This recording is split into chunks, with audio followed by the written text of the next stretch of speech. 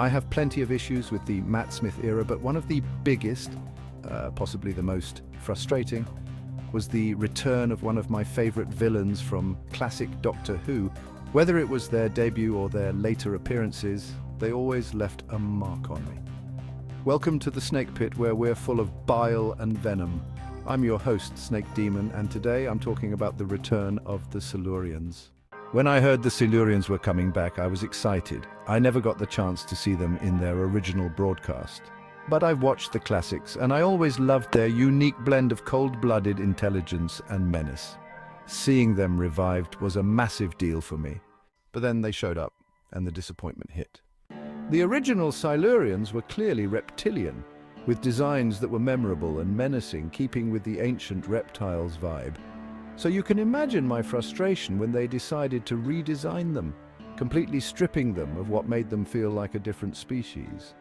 Instead of leaning into their classic look, they decided to make them humanoid, almost like any other alien with a mask slapped on.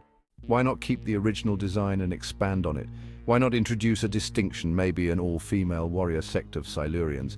That could have been fascinating, but they didn't handle it right. And here's the thing, one simple line could have solved my biggest gripe with their redesign. Imagine this. Amy turns to the Doctor and says, "They're all female, where are the males?" And Matt Smith's Doctor, with his typical fascination, responds, "I've never seen the female Silurians before." Fascinating. The males have what you might call an iguana's dewlap, which flushes with blood to attract mates. But here it's on top of their heads, and over time it evolved into a tool for controlling their technology, like a fingerprint or biometric signature. Only the males can interface with their tech, so the females became the warriors.